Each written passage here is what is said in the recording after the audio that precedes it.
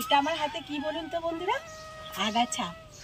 বর্ষা এসে গেছে, মানে টবের গাছেতে প্রচুর পরিমাণে আগাছা হয়েছে। বর্ষাকাল এবং বর্ষার চলাকালীন সময় আপনারা কিছু টিপস অবলম্বন করলে তাহলে কিন্তু আপনাদের টবের গাছ একটাও খারাপ হবে না। এটা কিন্তু আমি হলফ করে বলতে পারি। আপনাদের গাছগুলোকে কিন্তু আপনারা পুরোপুরি সুস্থ এবং সতেজ দেখতে পাবেন। না হলে বর্ষাকালে প্রচুর গাছ আমাদের মারা পড়ে যায়। নমস্কার বন্ধুরা, গার্ডেনিং উইথ অর্চনাতে আপনাদের সবাইকে স্বাগত। তো ভিডিওটা শুরু করছি। প্রথমেই বলবো বন্ধুরা, আপনারা টবের গাছের আগাছা নির্মূল করুন। বর্ষাকালে আমাদের গাছের টবে প্রচুর পরিমাণে আগাছা জন্মায়। এই আগাছাগুলোকে অতি অবশ্যই নির্মূল করুন, কেননা এই আগাছাগুলো যদি আপনার টবে গাছে বেড়ে ওঠে তাহলে কিন্তু আপনার গাছের বৃদ্ধি ব্যাহত হতে পারে। সেকেন্ড টিপসে বলবো বন্ধুরা, বনসাই জাতীয় উদ্ভিদ বা ফাইকাস, বোগেনভেলিয়া এইসব গাছগুলোকে এখনই প্রুনিং করবার সময়, এখন আপনারা প্রুনিং করে। থার্ড নম্বর টিপসে বলবো বন্ধুরা, যে সকল গাছগুলো বৃষ্টির জল একেবারেই পছন্দ করে না, বৃষ্টির জল গায়েতে পড়লে তাদের বিভিন্ন ধরনের ফাঙ্গাস অ্যাটাক হয়, সেই সব গাছগুলোকে আপনারা সিডি এরিয়ায় নিয়ে চলে যান। এই যে দেখছেন নয়নতারা, এই বিদেশি নয়নতারাগুলো কিন্তু একদম বৃষ্টির জল পছন্দ করে না। তাই এই বিদেশি নয়নতারাগুলোতে প্রচুর ফুল পেতে আপনারা কিন্তু এই গাছগুলোকে এখন বর্ষাকালে সিডি এরিয়াতে নিয়ে চলে যাবেন। দুই একটা বৃষ্টির জল এরা সহ্য করতে পারে, কিন্তু যখন পুরোপুরি ঘন বর্ষা নেমে যাবে তখন কিন্তু সেই জলটাকে এরা সহ্য করতে পারবে না। ফলে এখান থেকে দেখবেন ডালগুলো পচতে শুরু করে দিয়েছে, ডালগুলো শুকোতে শুরু করে দিয়েছে, অর্থাৎ ফাঙ্গাস অ্যাটাক হয়েছে। এই গাছগুলোকে ইমিডিয়েটলি আপনারা সিডি এরিয়ায় নিয়ে চলে যান। চতুর্থ নম্বর ট্রিপসে বলবো বন্ধুরা, এই সময় কিন্তু অনেক গাছের প্রপোগেশন করা যায়, যেমন হচ্ছে snake plant, money plant, spider plant, rose, করবি, মানি প্ল্যান্ট, সিংঘোনিয়াম, বিভিন্ন ধরনের ক্রোটন, জেড প্ল্যান্ট, কোলিয়াস, আরও অনেক ধরনের বগেনভেলিয়া, স্নেক প্ল্যান্ট।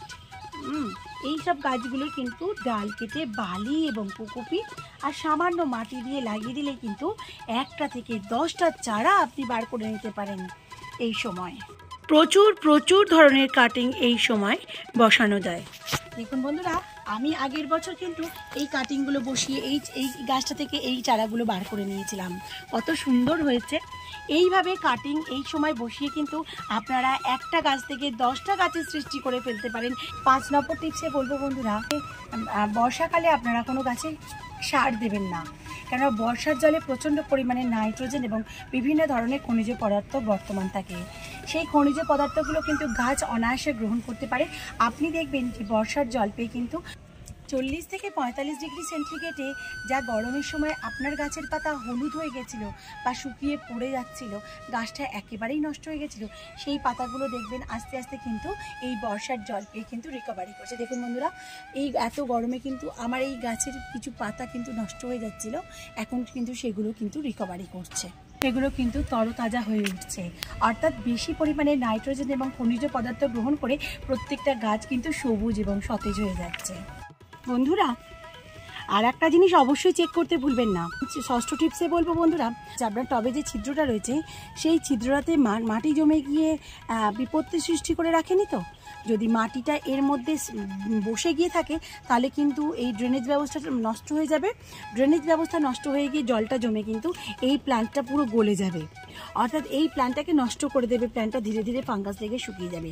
তাই কোনো শার্প চেজ দিয়ে বা কাঠি দিয়ে আপনি এই ড্রেনেজ ব্যবস্থাটাকে একটুখানি দেখে নেবেন যে জল জমলে এটা যেন তাড়াতাড়ি করে বেরিয়ে যায়। অবশ্যই আপনারা বর্ষার আগে এটা কিন্তু দেখে নেবেন যে ড্রেনেজ ব্যবস্থাটা ঠিক আছে তো। সপ্তম টিপসে বলবো বন্ধুরা, ক্যাকটাস এবং স্যাকুল্যান্ট প্ল্যান্টগুলো বর্ষার জল পেলে কিন্তু নষ্ট হয়ে যেতে পারে। তাই ক্যাকটাস এবং স্যাকুল্যান্ট প্ল্যান্টগুলোকে কিন্তু আপনারা দূরে সিডি এরিয়াতে নিয়ে চলে যান। আপনাদের যদি ব্যালকনি থাকে সেই ব্যালকনিতে গিয়ে রেখে দিন। 2-1টা বৃষ্টির জল এরা সহ্য করতে পারে, কিন্তু টানা বর্ষার জল এরা কিন্তু সহ্য করতে পারবে না। এর জন্য আপনাদের কিন্তু এই ব্যবস্থাটা অবশ্যই নিতে হবে।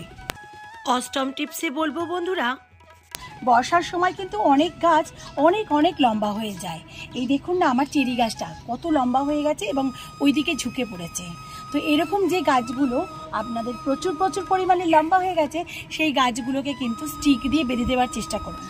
দড়ি দিয়ে বেঁধে দিলে এতে গাছটারও ক্ষতি হবে না, গাছটা গোড়া শুদ্ধ উপড়ে পড়ে যাবে না, কারণ বর্ষাকালে কিন্তু মাটি ভিজে থাকে এবং গোড়া আলগা হয়ে যায়। এতে কিন্তু গাছটার ক্ষতি হবার সম্ভাবনা থেকে যায়। তাই যে সকল গাছগুলো বর্ষাকালে অতিরিক্ত লম্বা হয়ে যাচ্ছে বা বেড়ে যাচ্ছে সেই সকল গাছগুলোকে স্টিক দিয়ে বেঁধে দিন, এতে কিন্তু আপনার গাছগুলো বাঁচবে। নবম টিপসে বলবো বন্ধুরা বর্ষাকালে অনেক সময় দেখবেন যে এইসব জায়গাগুলোতে অ্যাটাক করে মিলিবাগ। তো আপনাদের যদি এরকম ধরনের মিলিবাগ অ্যাটাক করে তাহলে কিন্তু আপনারা সেখান থেকে মিলিবাগগুলোকে চটপট রিমুভ করে দিন। বর্ষাকালে যেহেতু প্রচণ্ড পরিমাণে জল পড়ে, এই বৃষ্টির জলেতে কিন্তু পেস্ট বা মিলিবাগ এইসব ধরনের কীটপতঙ্গের কিন্তু বেশি বাড়বাড়ন্ত হয়ে যায়। সেই জন্য সেগুলোকে দমন করবার জন্য আপনারা কিন্তু তৎক্ষণাৎ এইটার ব্যবস্থা নিন। আপনারা সেই গাছের ডগাগুলোকে কেটে দিন, কেটে দিয়ে আপনারা অন্যত্র নিয়ে গিয়ে পুড়িয়ে ফেলুন, যাতে এটা আপনার বাগানে ছড়িয়ে পড়তে না পারে। 10 নম্বর টিপসে বলবো বন্ধুরা, বর্ষাকালে কিন্তু বিভিন্ন গাছে ফাঙ্গাস লেগে যায়, তাই অবশ্যই ফাঙ্গিসাইড স্প্রে করুন। দেখুন বন্ধুরা, বেশ কিছুদিন আগে আমার এই বোগনভেলিয়াটাতে ফাঙ্গাস লেগে গিয়ে এটা প্রায় নষ্ট হয়েই গেছে। এটাকে আমি বাঁচিয়ে ফেলেছি, কিন্তু এটা থেকে এখনও পাতা বেরোয়নি। এটাতে আমি কি বাঁচিয়েছি এবং কি কাজ করেছি সেটা আমি আপনাদের একটা ভিডিওতে অবশ্যই জানাবো। কিন্তু দেখুন বন্ধুরা, এরকমভাবে পাতা কিন্তু শুকিয়ে দিতে পারে এবং ফাঙ্গাস লেগে পুরো গাছটা নষ্ট হয়ে যেতে পারে। তাই ফাঙ্গাস লাগবার আগেই, বর্ষাকাল আসার আগেই আপনারা কিন্তু বর্ষাকাল চলাকালীন যে সময়তে আপনাদের রোদ উঠবে বা 2-3 দিন বৃষ্টি হলো না, সেরকম সময়তে কিন্তু অবশ্যই ফাঙ্গিসাইড ইউজ করুন। 11 নম্বর টিপসে বলবো বন্ধুরা, আপনারা কিন্তু এখনই প্রুনিং করুন। 12 নম্বর টিপসে বলবো বন্ধুরা, বর্ষার জলে কিন্তু প্রচণ্ড পরিমাণে নাইট্রোজেন এবং খনিজ পদার্থ থাকে। তাই বর্ষার জলের সঙ্গে কিন্তু অন্য কোনো জলের তুলনাই হয় না। সেই জল হচ্ছে অমৃতের সমান গাছেদের কাছে। তাই এই জল অবশ্যই আপনারা কোনো কন্টেনারে, ভালো কন্টেনারে স্টোর করে রাখুন। আগামী 1 থেকে 2 মাস আপনারা সেই জল ব্যবহার করলে আপনাদের গাছে কিন্তু কখনো হলুদ পাতা হবে না এবং আপনাদের গাছ কিন্তু পুরোপুরি সুস্থ, সবুজ, সতেজ থাকবে। এই টিপসগুলো যদি আপনারা ফলো করেন তাহলে দেখবেন বর্ষাকালে গাছ রক্ষা করাটা আপনাদের কাছে কোনো ব্যাপারই নয়।